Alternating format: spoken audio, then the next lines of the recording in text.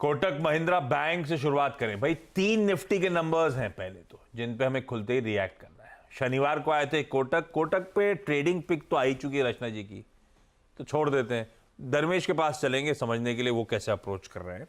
लेकिन कोटक के नंबर्स हर्षदा कैसे लगे? नंबर्स में कोई कंप्लेन नहीं आशीष, इनफैक्ट उम्मीद से बेहतर ही प्रदर्शन देखने को मिला है।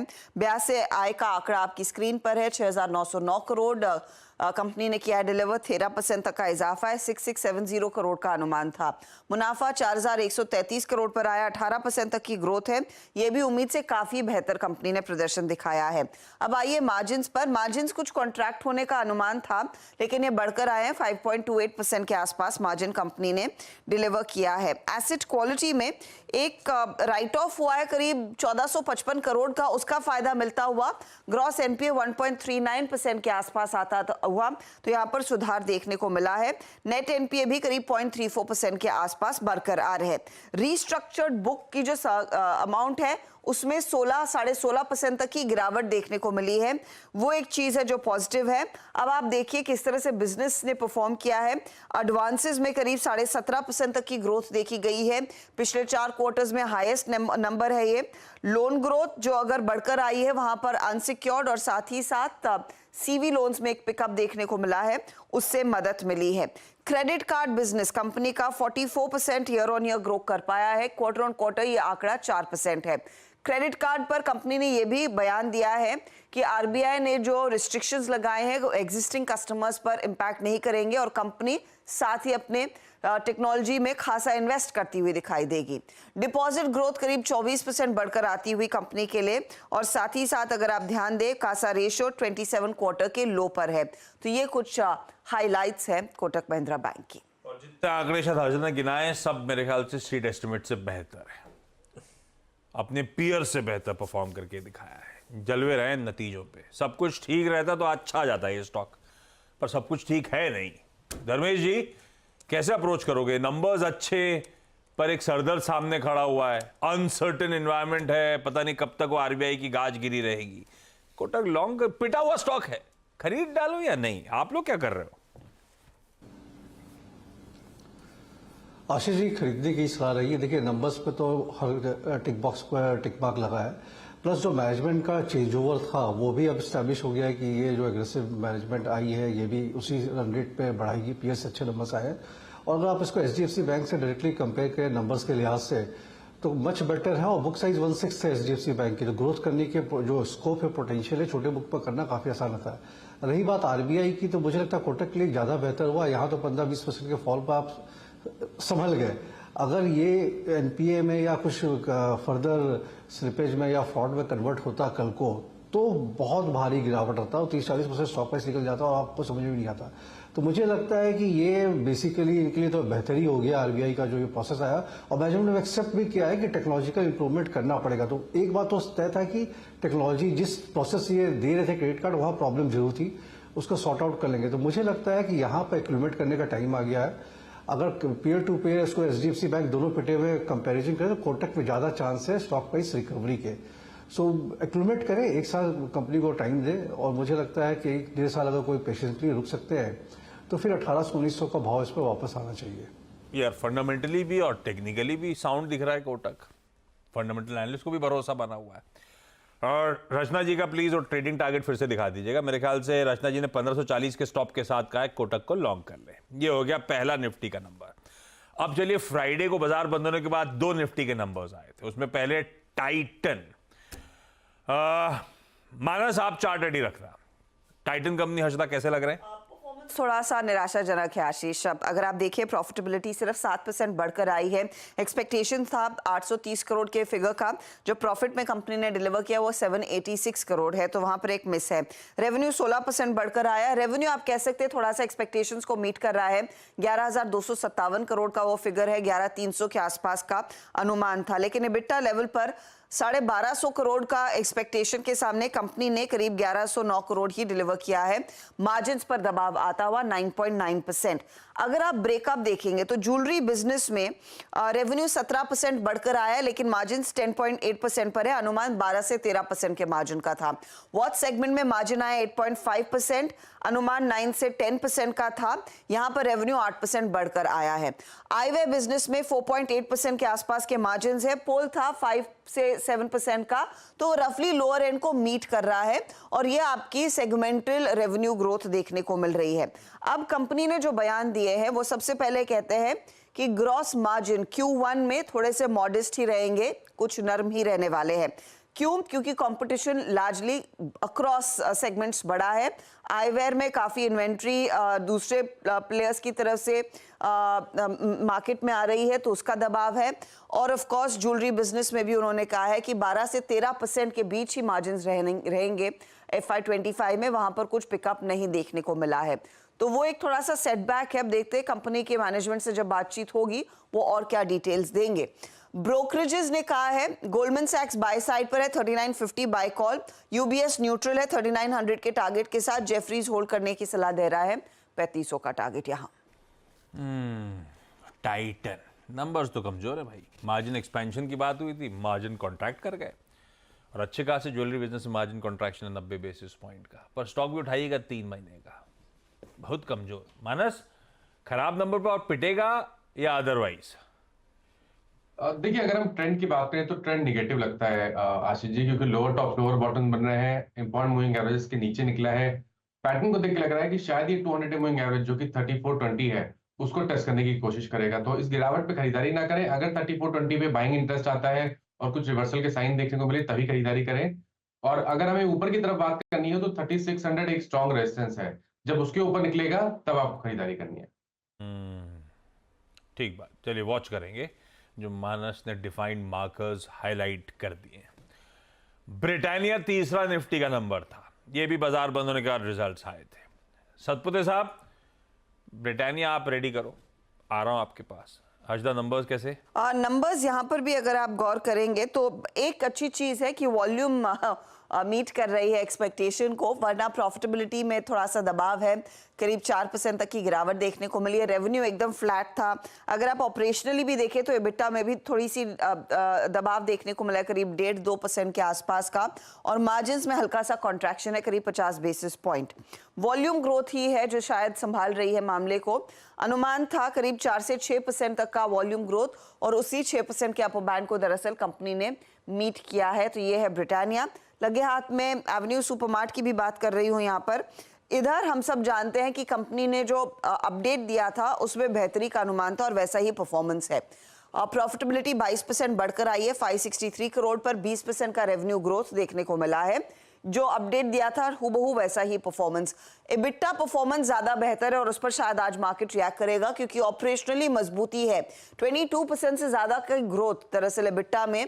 मार्जिन 7.4% पर स्टेडी रहे हैं, लेकिन एक चीज जो कंपनी ने की है, इनके ई कॉमर्स बिजनेस में ग्रोथ देखने को मिल रही है, वहां पर 30% का इजाफा है और एबिटा पॉजिटिव हो गया है ये बिजनेस। कंपनी कह रही है जनरल मर्चेंडाइज और अपैरल बिजनेस में एक पिकअप देखने को मिल रहा है और कुछ पैरामीटर्स में प्री कोविड लेवल्स पर कंपनी पहुंचती हुई दिखाई दी है, उस लिहाज से नंबर्स अच्छे हैं।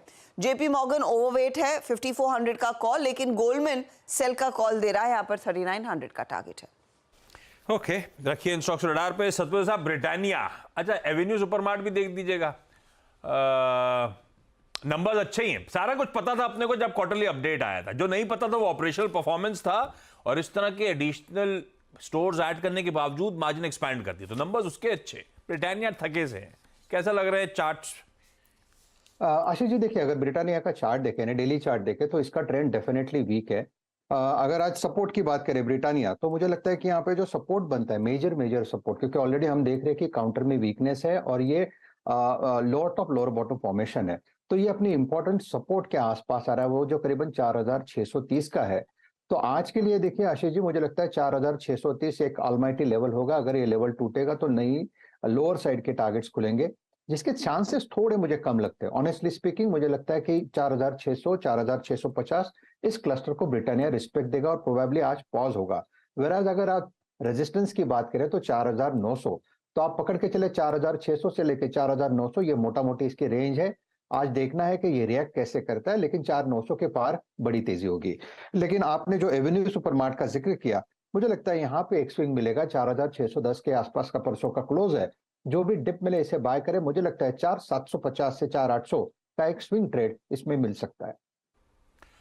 ओके, ये हो गया इन दोनों नतीजों पे चर्चा।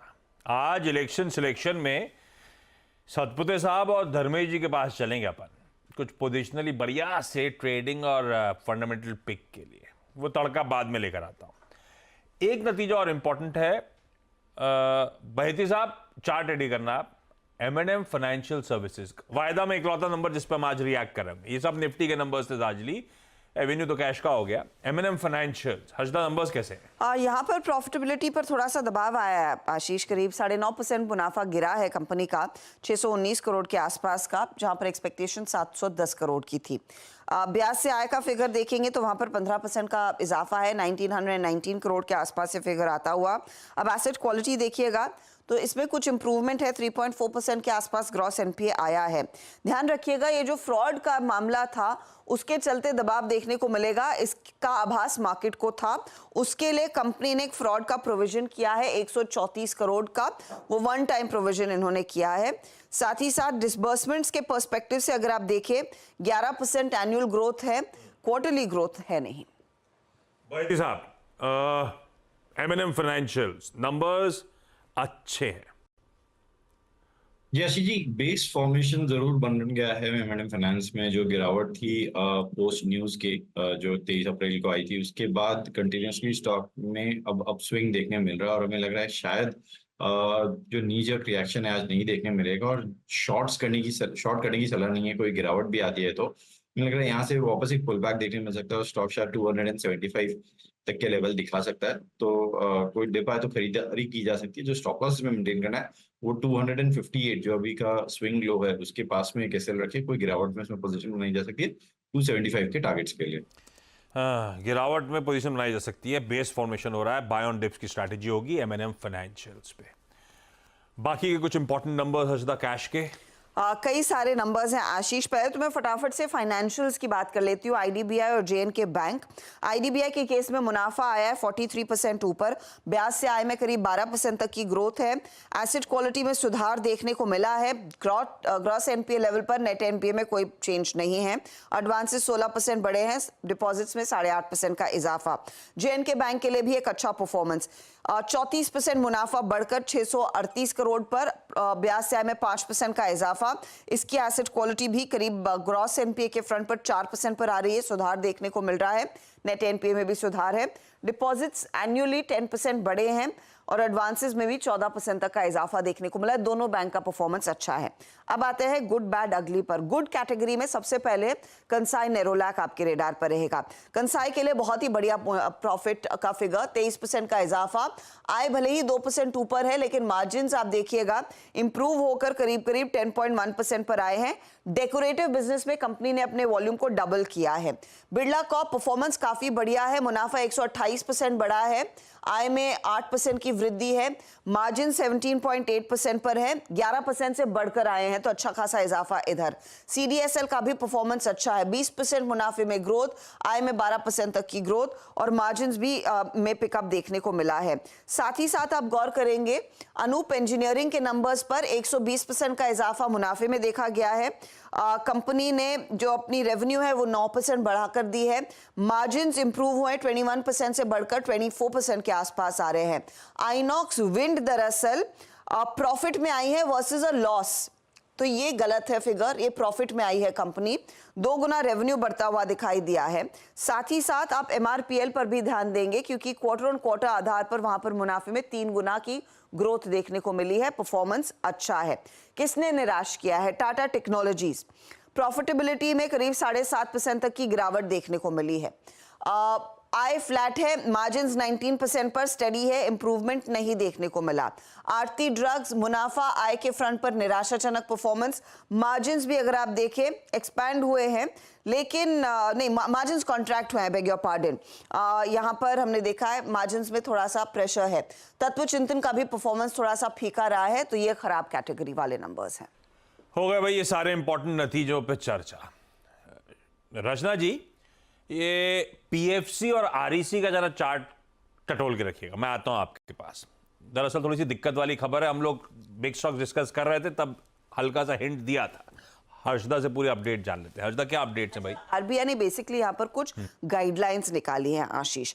उसके लिए एनबीएफसीज के लिए इन्होंने खास तौर से प्रोजेक्ट फाइनेंस वाली एनबीएफसीज के लिए गाइडलाइंस इशू किए हैं।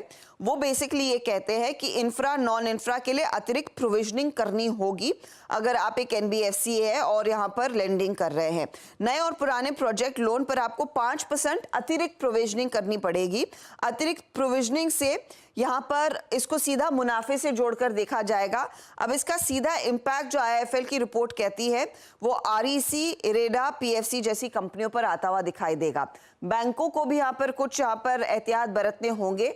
जब प्रोजेक्ट कॉस्ट फाइनेंस हो जाएगा फिर वो प्रोविजनिंग करीब 2-2.5% की आएगी, लेकिन इनिशियल प्रोविजनिंग जो रहेगी वो 5% की रहेगी और इसको सीधा आप प्रॉफिटेबिलिटी में ही जोड़कर देखेंगे। तो अंडर कंस्ट्रक्शन इंफ्रा प्रोजेक्ट्स के लिए एडिशनली प्रोवाइड फॉर करना है बैंक्स को, एनबीएफसीज को। अब इसमें सभी के लिए दिक्कत वाली खबर है, पर ये ज्यादा इंपैक्ट वाली पॉकेट्स हो सकती है।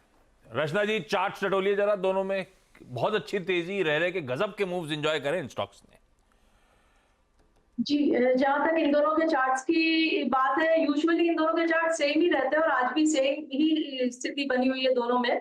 और trend is very clear, very strong and very nice. एक ही दिक्कत हो सकती है यहाँ पे टेक्निकली अगर बात करी जाए तो, कि यहाँ पे ओवर स्ट्रेचिंग थोड़ा सा जरूर है, क्योंकि मोमेंटम इतना स्ट्रॉन्ग है और लोगों का इंटरेस्ट इतना हाई है कि प्राइस जो है वो एवरेज से दूर जाके बैठा हुआ है। तो एक जो नॉर्मल स्विंग आना चाहिए, पुल बैक आना चाहिए, वो यहाँ पे आ सकता है, जिसकी वजह से आरईसी 557 पे जो बैठा है वो 510 की तरफ या 520 की तरफ जा सकता है ड्यूरिंग अ करेक्शन। और सिमिलरली पीएफसी की भी बात करें तो वहां पे भी ओवर स्ट्रेचिंग जरूर है और उसकी वजह से प्राइस जो कि फिलहाल बैठा हुआ है on a level of around 480, वो वहां से निकल के 430 की तरफ जा सकता है। तो दिस इज ऑल, जिसको स्ट्रॉन्ग पुलबैक कह सकते हैं वो बन सकता है यहाँ पे। बाकी कोई प्रॉब्लम नहीं है ट्रेंड में। एक बार वो पुलबैक खत्म हो जाएगा, ये छोटी सी न्यूज भी लोग डाइजेस्ट कर रचना जी, लेंगे। थोड़ा समय की कमी है तो बिल्कुल आपका पॉइंट वेल टेकन। ये ध्यान रखिए, ये एक्चुअली मेरी शॉर्टलिस्ट में हमने वही बिग स्टॉक्स में आते आते अपने हल्का सा हिंट भी दिया था। हाँ, और इवन स्पॉटलाइट में भी मेरा शॉर्टलिस्ट में था, मैं लिया नहीं क्योंकि आज इस न्यूज़ पे इम्पैक्ट देखेंगे। देखिए, स्टॉक्स बहुत स्ट्रांग है, लेकिन अभी आरबीआई का जो प्रपोजल, अभी ड्राफ्ट प्रपोजल है, तो इसके लिए एक्चुअल प्रपोजल होता तो बहुत बड़ी गिरावट आती। ड्राफ्ट प्रपोजल है, देखते हैं आज किस तरीके से इस पर इम्पैक्ट आता है। अगर ये इम्प्लीमेंट हो गया तो ऑब्वियसली नेगेटिव है, लेकिन मेरे ख्याल से एक बार देख लेते हैं इस पर एग्जैक्टली मार्केट कैसे रिएक्ट करता है, लेकिन न्यूज़ तो नेगेटिव है, इसमें कोई डाउट नहीं है। अच्छा, अब एक काम करा जाए, रोज की ऑफरिंग को पहले कंप्लीट करा जाए। इलेक्शन सिलेक्शन, वो जरा स्टिंग प्ले आउट करिएगा, जो अपन इलेक्शन रिलेटेड बढ़िया पिक्स की चर्चा कर रहे हैं। और सतपुते साहब और धर्मेश को स्क्रीन पे रखिए।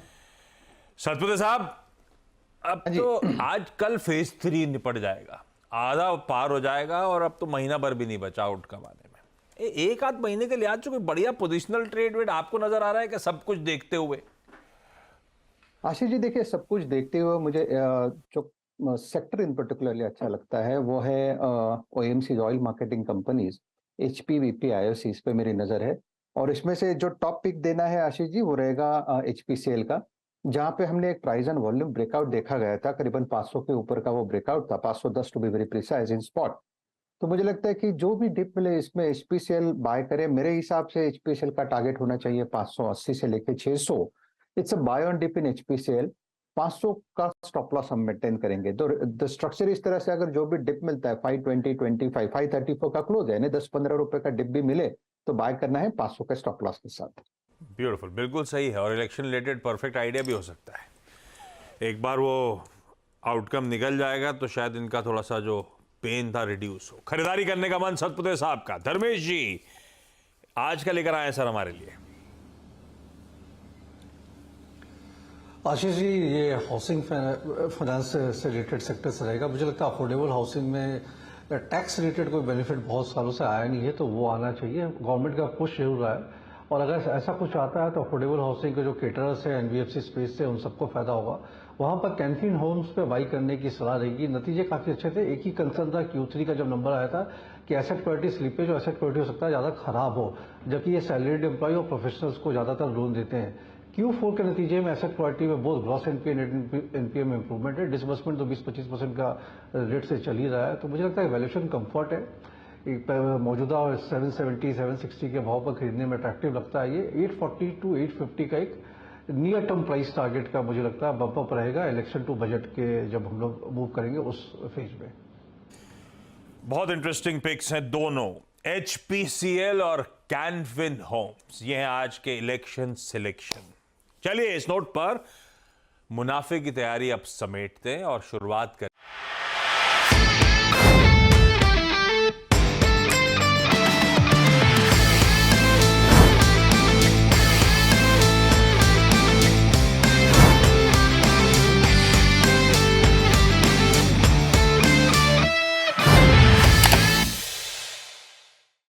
बता दें कि मनी कंट्रोल पर दिए गए विचार एक्सपर्ट्स के अपने निजी विचार होते हैं। वेबसाइट या मैनेजमेंट इसके लिए उत्तरदायी नहीं है। यूजर्स को मनी कंट्रोल की सलाह है कि कोई भी निवेश निर्णय लेने से पहले सर्टिफाइड एक्सपर्ट की सलाह लें।